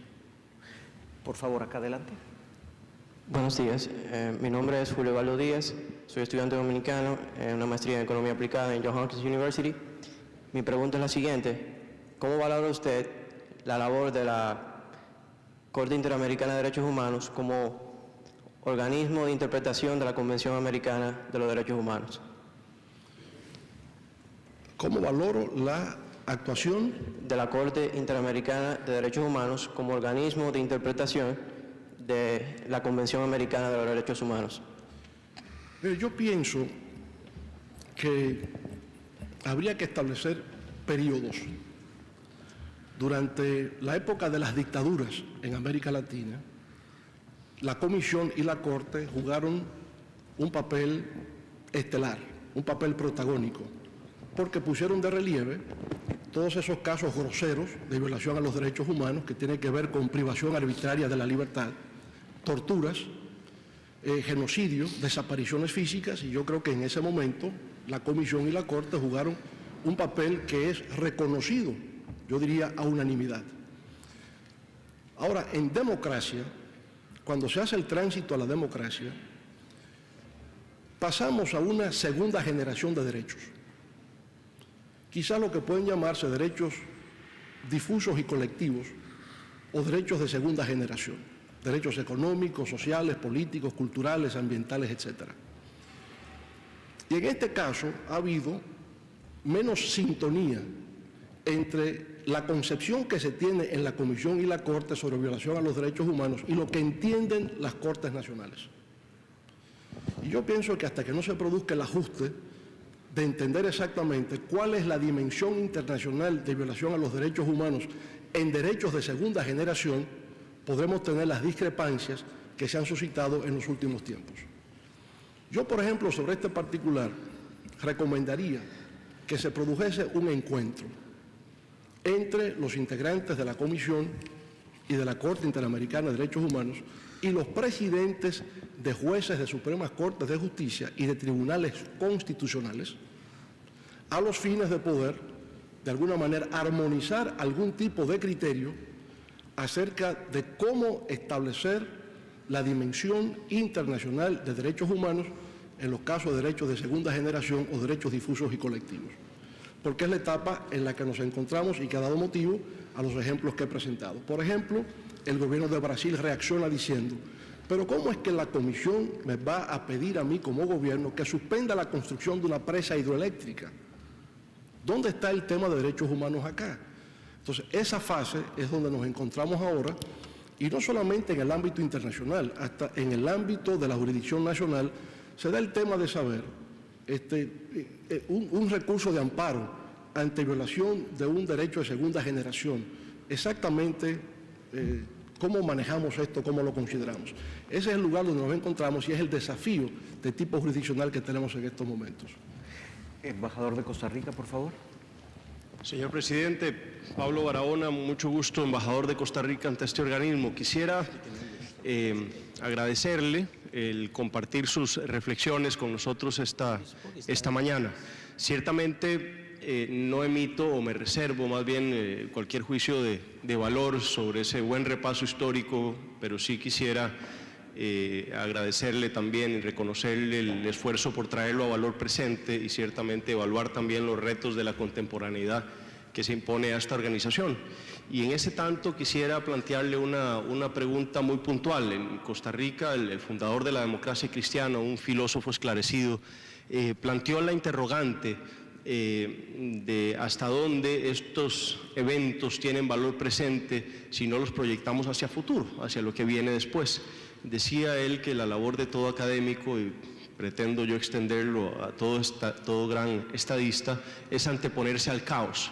Y en ese tanto quería ponerlo a usted, si usted me disculpa, en el ingrato encargo de jugar un poco de futurólogo y de alguna manera dibujarnos qué es lo que ve usted en esa aproximación crítica al momento en que estamos, pero qué es lo que ve usted de aquí a futuro, si los estados decidimos no hacer nada al respecto de lo que usted ha llamado, insisto, lo que usted ha llamado la crisis del sistema interamericano de derechos humanos. ¿Qué puede pasar con esa joya de la Organización de Estados Americanos si los estados decidimos no hacer nada respecto a lo que está pasando en el sistema interamericano? Y le voy a fijar, para que el ingrato encargo no sea más ingrato aún, un tiempo nada más de mediano y corto plazo. En el largo plazo todos estamos muertos y la respuesta, al menos para mí como representante de un estado, sería ciertamente algo irrelevante, no por ello menos interesante, pero ¿cómo avisora usted en el corto y en el mediano plazo que los estados y los mismos ciudadanos podrían afectarse si eventualmente esa garantía no es garantizada por los estados en el mediano y en el corto plazo? Muchas gracias, señor presidente, y bienvenido a la OEA. Muchas gracias, muy amable. Yo vería el tema del sistema interamericano de derechos humanos como parte de un todo integral que sería la Organización de Estados Americanos como organismo regional. Y esto así, a su vez, partiendo de la premisa de que estamos en un cambio de época histórica. Y fíjese cómo la propia OEA se va manejando conforme a los ciclos históricos. Nace en una época de Guerra Fría, luego viene el periodo post-Guerra Fría, en una primera etapa, y yo creo que ahora estamos en una tercera ola que requiere cambios. Por eso hablo de repensar de nuevo a la OEA, rediseñar sus instituciones y provocar un nuevo relanzamiento. Porque estamos en una época de globalización creciente, de interdependencia, de revolución tecnológica, científica y de nuevas amenazas y desafíos que no habíamos visto antes. Algunos hablan de crisis de civilización, el tema del cambio climático, la crisis económica global, la pérdida de valores en lo social, el choque cultural o de civilizaciones. Propiamente es como un cambio radical de época que exige y obliga a la OEA y a todas las instituciones a repensarse, a relegitimarse, a rediseñar sus instituciones, porque la realidad va a una velocidad, a un nivel de aceleración que está dejando obsoletas las instituciones existentes para enfrentar los problemas que existen. Fíjense que digo que las fricciones, las discrepancias que se están dando entre la Comisión y la Corte Interamericana y los Estados nacionales es porque estamos pasando a la aplicación de conceptos de derecho internacional de derechos humanos a derechos de segunda generación. Si hoy día nos hablan de desapariciones y de privación de libertad arbitraria, hay una reacción inmediata de que esas cosas tienen que condenarse, pero no está claro cómo es que alguien desde fuera le dice a un gobierno paraliza la construcción de tal proyecto de infraestructuras. No resulta claro en ese sentido. Entonces, en general, tenemos el desafío del cambio y de la reforma. Eso requiere, a mi modo de ver, la convocatoria a un gran diálogo regional. Y ese diálogo va a implicar el que podamos identificar cuáles son las debilidades actuales, cuáles son esos retos que tenemos de cambio hacia el futuro y poder reajustar la institución para que sea eficaz y sea relevante. De lo contrario, lo que va a ocurrir es que habrá una inobservancia continua a las decisiones que se toman en el caso de la Corte y de la Comisión, y eso conducirá a una pérdida completa de autoridad. Y eso es lo que queremos evitar, puesto que si formamos parte de la OEA y hemos aceptado la competencia de la Corte y de la Comisión, lo que queremos es que realmente sirvan de utilidad al fortalecimiento de la democracia y a la protección de los derechos humanos. Gracias. Por favor, acá. Good morning. My name is Shelley Pitterman. I'm the representative of the UN Refugee Agency, UNHCR, ACNUR in Spanish. My question is in relation to refugee protection in the region. And it's now the 30th anniversary of the Cartagena Declaration. So that's a very good example of regional cooperation, perhaps outside the context of the OAS intergovernmental structure. But there's a very strong regional impetus now to look forward for the next 10 years as to how the Cartagena Declaration can continue to be an influence for refugee protection and asylum in the region, including within the Caribbean. So in the case of the Dominican Republic, under your leadership, the CANARE institution was revitalized and we're certainly happy about that and look forward to continuing to work with CONARE. But I wondered whether, again, in your reflective mode, whether you could look forward to how you see asylum and refugee protection in the Americas in the coming years. Thank you. Me permito responder en español, ¿no? Can I answer your question in Spanish? Do you understand? Good. Okay. Now you will. Bueno, pienso que una agencia de Naciones Unidas sobre refugiados siempre será bienvenida en América Latina, pero no creo que en la región tengamos hoy día un problema de refugiados. América Latina no es una zona de guerra, de conflictos, donde haya una crisis de refugiados en la región. Lo que se está dando más bien es un flujo migratorio continuo, y dentro de esas migraciones hay migraciones legales y migraciones ilegales, y los estados están tratando de poner orden a su régimen migratorio. Pero el refugiado como víctima de conflictos bélicos, realmente ya eso no existe. Los últimos conflictos bélicos en la región, en Centroamérica, se logró finalmente a través de la suscripción de la paz de Esquipulas en los años 80, y afortunadamente podemos decir que América Latina y el Caribe representan una zona de paz en el mundo, afortunadamente, y al ser una zona de paz, pues no tenemos esa crisis de refugiados en nuestra región. De manera que sí, yo creo que la presencia de ACNUR, la presencia de Naciones Unidas, en lo que tiene que ver con refugiados siempre es bienvenido, sobre todo que tenga un aspecto de prevención, porque no creo que en estos momentos exista una situación de crisis de refugiados en nuestra región, afortunadamente. Vamos a tomar la última pregunta, el embajador de Bolivia, por favor. Muchas gracias, muy buenos días a todas y todos los presentes. Presidente, felicitarlo por su excelente exposición.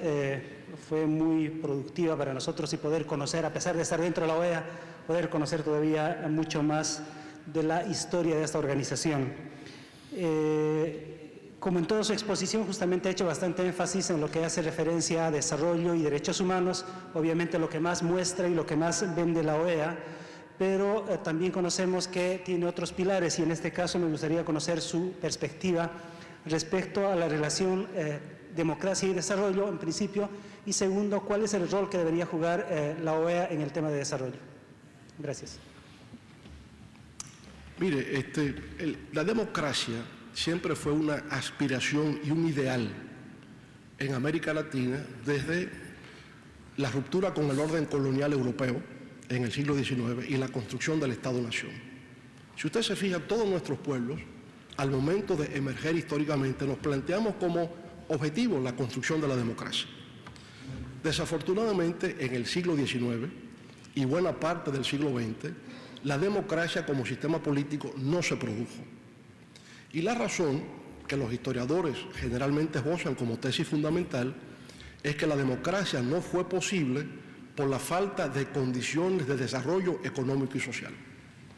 Algunos dicen, la democracia es la expresión política del sistema capitalista, y lo que pasó en América Latina y el Caribe es que no teníamos sociedades capitalistas, sino sociedades precapitalistas. Al no haber desarrollo económico y social, no podíamos tener sistemas democráticos.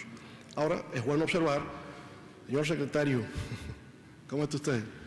Ahora bien, es bueno observar que en la medida en que se da un proceso de industrialización post-Segunda Guerra Mundial, y América Latina pasa de ser una región simplemente exportadora de productos agrícolas hacia un proceso de industrialización y de urbanización, surgen movimientos de clase media opuestos a las oligarquías tradicionales que se plantean el tema de la democracia como sistema político. Ahora, ¿qué pasó? Que se lucha por la democracia, pero los viejos poderes tradicionales obstruyen el acceso al poder democrático. Y usted lo ve a lo largo de nuestra historia. Esa oleada democrática post-Segunda Guerra Mundial, con gente como Rómulo Betancourt en Venezuela, Pepe Figueres en Costa Rica, Jacobo Arbenz en Guatemala, hicieron el esfuerzo, pero terminan derrocados por golpes de Estado militares. Entonces, cuando hay una barrera infranqueable de llegar al poder por vía electoral, viene entonces la revolución. Y hay una generación latinoamericana que se plantea la revolución armada como mecanismo de toma del poder. Usted toma el caso histórico de Fidel Castro. En el año de 1952, Fidel Castro era candidato a diputado por la provincia de La Habana. De manera que él quería participar en un proceso de elección democrática. Pero ¿qué ocurre? Que el 10 de marzo de 1952, Fulgencio Batista, que había sido jefe de Estado de Cuba anteriormente, da un golpe de Estado para evitar la celebración de elecciones que tendrían lugar ese mismo año. Al darse el golpe de Estado, la vía democrática de acceso al poder quedó impedida, quedó obstruida. Y por esa razón se pasa a la revolución.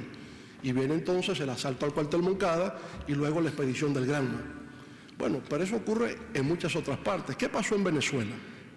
En Venezuela, cuando cae la dictadura de Pérez Jiménez, 1958, y accede de nuevo al poder Rómulo Betancourt, se produjo un pacto, el pacto de Punto Fijo, por el nombre de la finca que tenía el expresidente Rafael Caldera.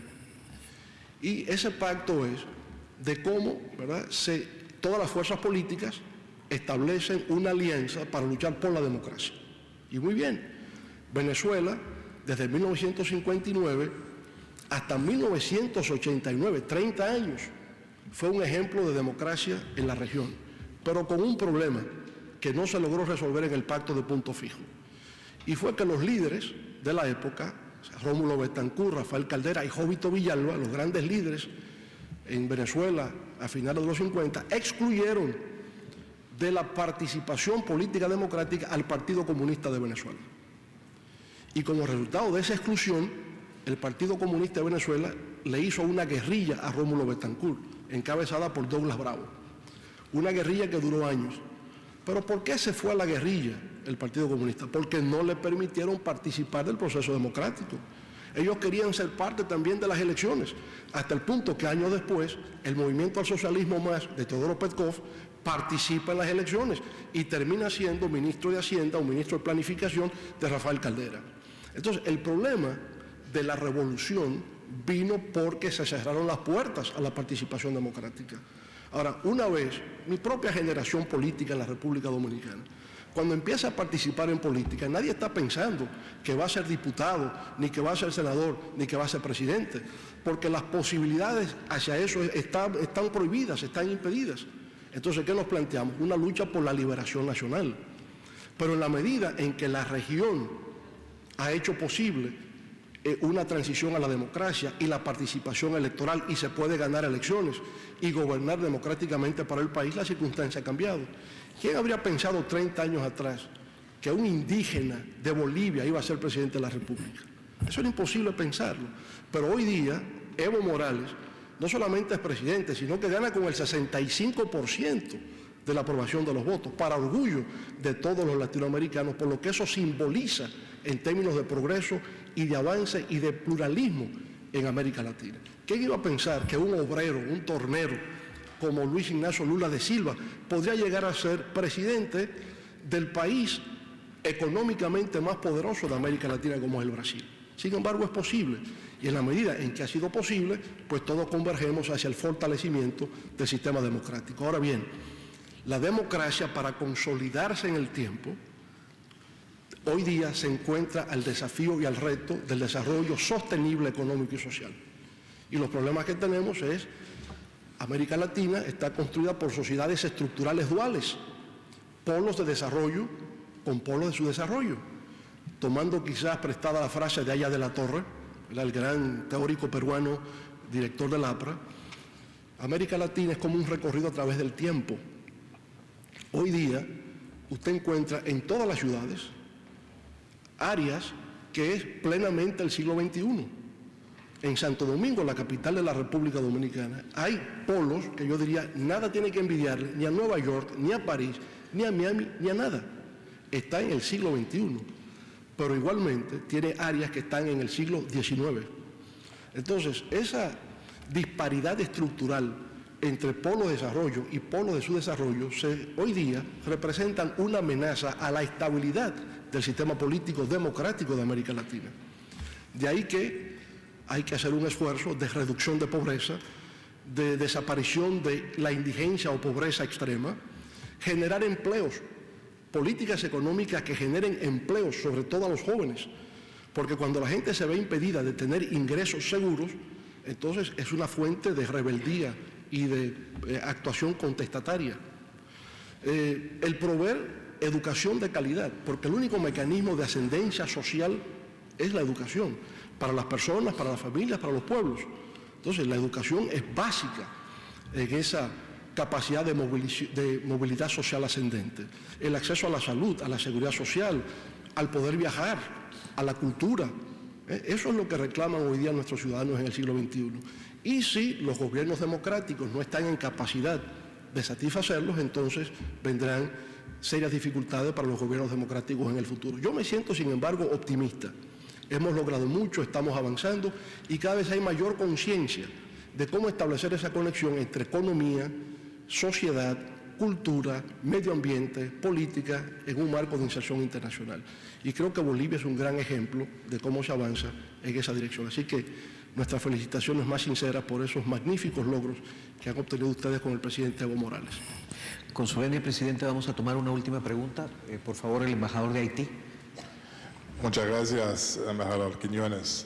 Excelencia, señor presidente, siempre es un placer y también un honor de escucharle en diferentes intervenciones. Si me recuerdo, es la quinta conferencia de usted que ya he atendido. Y también yo quisiera agradecerle por esta clase de historia de más de 100 años que usted ha presentado en poco tiempo. Está hablando de la historia o para llegar a la creación de esta organización nuestra y que defiende algunos valores universales de derechos humanos, de dignidad y de libertad. Pero siempre quisiera, cada vez escucho o tengo la oportunidad de escuchar algunas intervenciones sobre la historia de esta región o de nuestra América, y hablando solamente de Simón Bolívar o de los hechos de Simón Bolívar, de los actos de Simón Bolívar, del liberador, pero sin mencionar la revolución haitiana. ¿Sin mencionar? Sin mencionar la revolución haitiana. Ese me duele tanto. Porque lo digo, porque la revolución haitiana inspiró a Simón Bolívar también a ir a liberar los pueblos de la América. Y Simón Bolívar no vino acá a Estados Unidos después de la revolución americana. Fue a ver a Pétion, el presidente de Haití, y Miranda vino antes a hablar con Toussaint Louverture Dessalines. Pero nosotros, con la revolución haitiana, fue donde los primeros valores de libertad, de derechos humanos, de dignidad, vinieron. Y Simón Bolívar inspiró de eso para ir allá. Y cuando él vino a Haití, cuando preguntó al presidente Pétion, ¿qué debe pagar a usted? Pétion dice, nada. Solamente tú vas a todos los lugares en este continente donde hay seres humanos, gente oprimidos, va a brindarle la libertad. Solo lo que tiene que pagar. Entonces, esos valores ya nosotros, después de la revolución haitiana de 1803, empezaron allá. Y yo creo que fue una gran resumen de la historia, me agradezco mucho. Solamente yo quisiera agregar eso. Después lo mencionó, lo mencioné sobre la revolución haitiana. Ahora viene, mi pregunta sería pedirle a usted cuáles serían sus recomendaciones con respecto al deseo de varios estados miembros de esa organización quienes quisieran llegar a la universalización del sistema interamericano. Y como usted sabe, para muchos estados de la región particularmente del Caribe, ese es un reto constitucional o de sistema jurídico y todo. Pero, ¿cuáles serían algunas recomendaciones que usted podría brindar en este diálogo sobre la universalización del sistema interamericano de derechos humanos? Y una vez más, le agradezco mucho y le felicito por la profundidad, la riqueza de su presentación, y ojalá pudiéramos tener este video, este audio para escucharlo siempre, porque es muy interesante. Muchas gracias. Muchas gracias, muy amable por sus palabras. Miren, desde República Dominicana tenemos la certeza y la convicción de que la revolución haitiana, iniciada en 1791 y que culmina con su independencia en 1804, es uno de los más grandes acontecimientos históricos, no solamente de América Latina y el Caribe, sino de la humanidad. El haber logrado la primera revolución triunfante de antiguos esclavos es un hecho extraordinario. Haber derrotado al ejército de Napoleón en América es un hecho realmente fascinante. Y siento que ha habido un vacío, un descuido por parte de nuestros historiadores cuando, al iniciarse la celebración o los festejos del bicentenario de la independencia, se arrancó en el 2008. Debió haberse arrancado en el 2004, porque el 2004 era el bicentenario de la primera independencia de un pueblo de América Latina y el Caribe, que es Haití. De manera que siento que ahí hubo un acto de injusticia con respecto al pueblo haitiano y a la historia del pueblo haitiano. Ahora, lo que ha ocurrido, a mi modo de ver, o lo que ocurrió históricamente, es que por ese hecho glorioso, heroico, de haber sido la primera revolución triunfante que declara la abolición de la esclavitud, tuvo un precio muy alto para Haití, porque era un mal ejemplo a los poderes coloniales europeos de la época en sus colonias, donde había esclavitud, y ellos no querían que la esclavitud desapareciese. Hubo esclavitud en Cuba hasta el año 1868.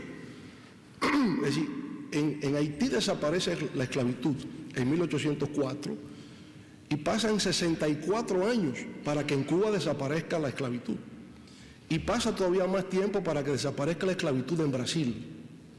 Y en Estados Unidos, en este país, se declara la independencia en 1776 y prácticamente transcurre un siglo, pasa un siglo prácticamente, para que logre establecerse la esclavitud en medio de una guerra civil interna.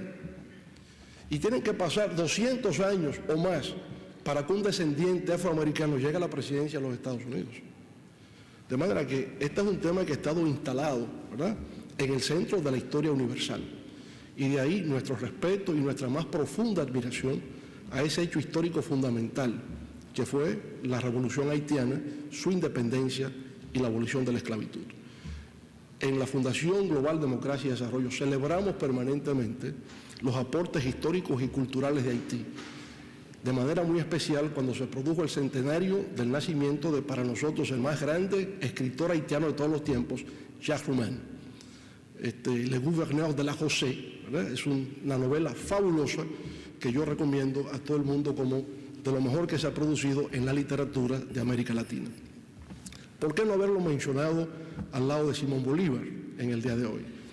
Porque la referencia a Bolívar está más bien por la vía de la promoción de la unidad y la integración latinoamericana. Y pienso que en este sentido Bolívar es el gran visionario de la gran confederación de estados latinoamericanos, de igual manera como lo fue el apóstol de la independencia de Cuba, José Martí.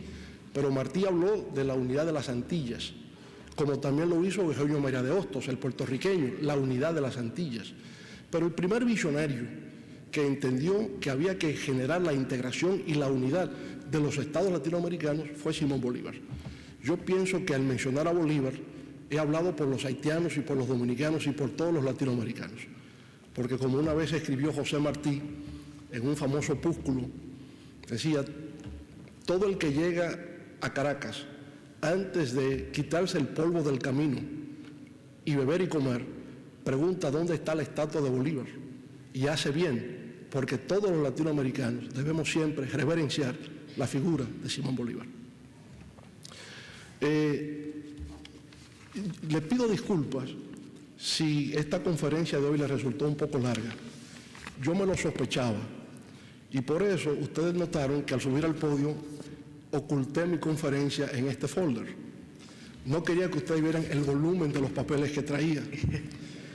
Y es por un consejo que una vez me dio mi distinguido amigo, el expresidente de Colombia y actual presidente de la UNASUR.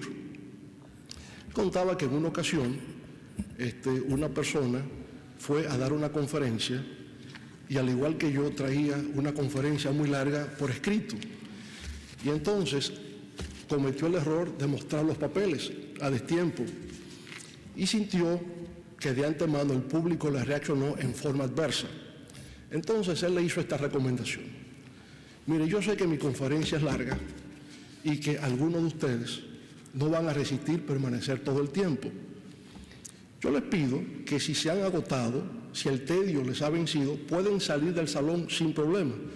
Lo único que les pido es que lo hagan sigilosamente para no despertar a los que se quedan. Así pues, que yo les agradezco a ustedes esta gentileza y esta benevolencia que han tenido de escucharme en el día de hoy. Muchas gracias.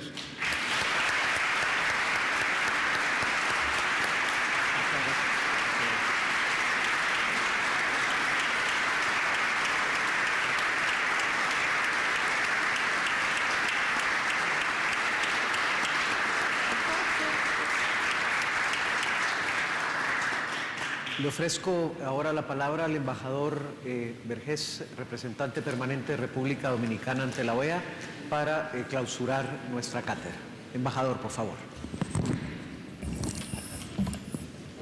Queridos colegas, señoras y señores, buenos días. Pone en el programa que me corresponden las palabras de cierre, pero yo quisiera que en lugar de palabras de cierre fueran unas palabras de apertura al diálogo, que esta magnífica conferencia de nuestro presidente sean un estímulo para seguir conversando de cosas que les atañen a ustedes, que nos atañen a nosotros, porque entiendo que la OEA debe ser un centro no solamente de discusión política, sino de mutuo conocimiento esencial entre todos los que aquí representamos a nuestros países. Quisiera agradecer al presidente Fernández por haber aceptado la invitación que en un principio le hicimos.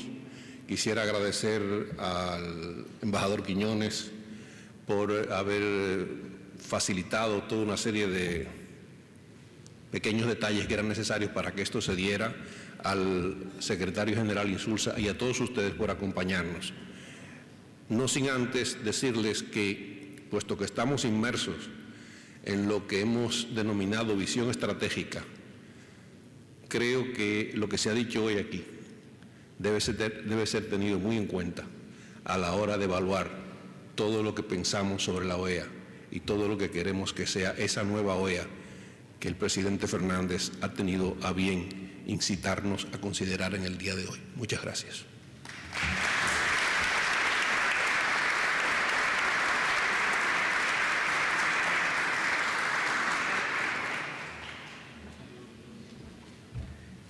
Con estas palabras damos por terminada nuestra cátedra y aprovecho para recordarles que la Misión Permanente de República Dominicana en la OEA está ofreciendo un cóctel en el patio en el primer piso, a la cual todos ustedes están invitados. Muchas gracias.